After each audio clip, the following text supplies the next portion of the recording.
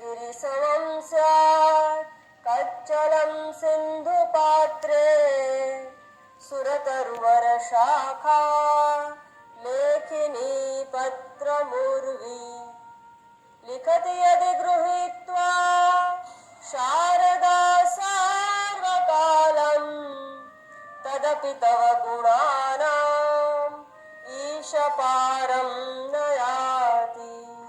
त्वमेव माता च पिता त्वमेव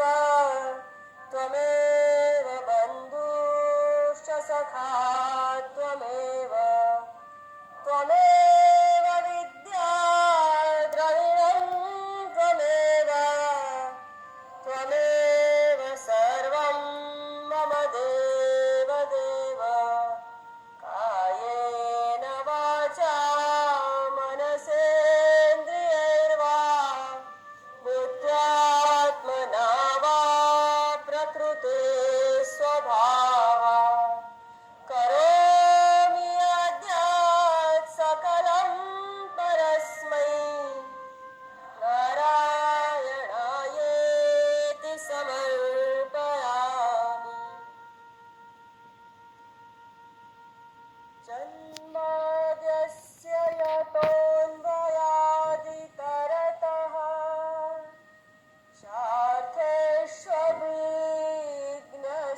शाखेष्वभिघ्नस्वराट् तेने ब्रह्महृदाय आदिकवये मुह्यन्ति यत्सूरयः तेजो वारिमृदां यथा विनिमयो यत्र त्रिसर्गो मृषा धाम्ना स्वेन सदा निरस्तकुहकं सत्यं परं धीमहि। ओंकारं बिन्दुसंयुक्तं नित्यं ध्यायन्ति योगिनः कामदं मोक्षदं चैव ओंकाराय नमो नमः। सर्वदा सर्वकार्येषु नास्ति तेषाममङ्गलम्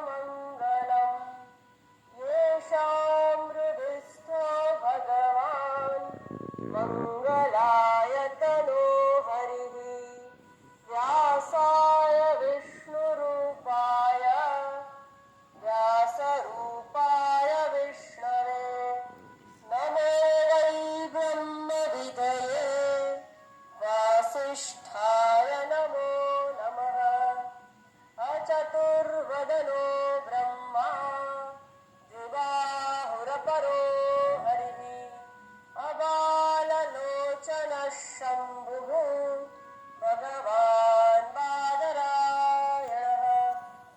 कस्मै येन विभासितोऽयमतुलः ध्यानप्रदीपः पुरा तद्रूपेण च नारदाय मुनये कृष्णाय तद्रूपिणा योगीन्द्राय तथात्मनाथ भगवत् प्राताय कारुण्यतः तच्छुद्धं विमलं विशोकममृतं सत्यं परं धीमहि। भवे भवे यथा भक्तिः पादयोस्तव जायते तथा कुरुष्व देवेश नाथस्त्वं नो यत प्रभो। नाम संकीर्तनं यस्य सर्वा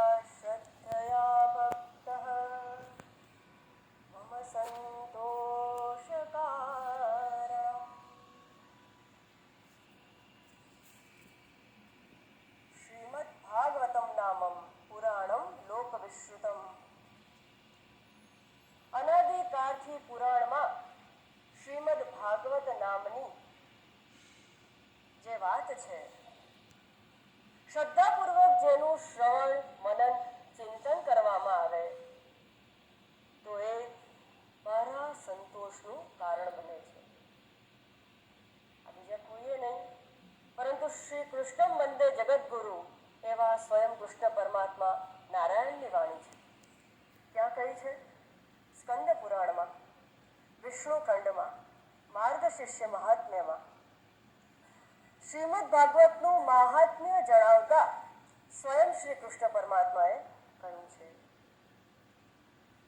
શ્રી નારાયણે જ્યારે સૃષ્ટિ રચનાની વ્યવસ્થા કરી અને તે માટે નાભિ કમળમાંથી જ્યારે બ્રહ્માજીને પ્રગટ કર્યા ત્યારે બ્રહ્માજી એ પરમાત્માની અપાર લીલાનો પાર ન પામી શક્યા અને કિમ કર્તવ્ય વિમૂઢ થઈ ગયા. હવે હું શું કરું? હું કોણ છું ને હું ક્યાં છું? હું ક્યાંથી આવ્યો?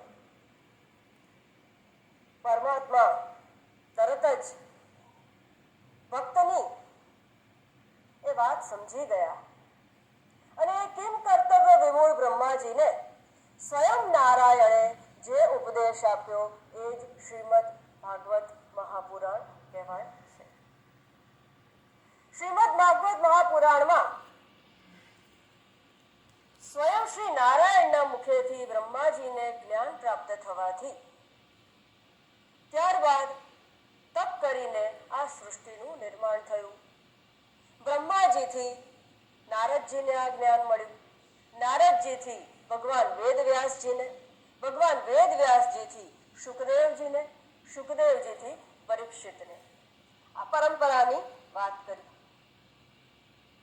શ્રવણ થયું, વક્તા બદલાયા, શ્રોતા બદલાયા, પરંતુ શ્રીમદ ભાગવતના મુખ્ય વક્તા છે શ્રી શુકદેવજી અને મુખ્ય શ્રોતા છે શ્રી પરીક્ષિત.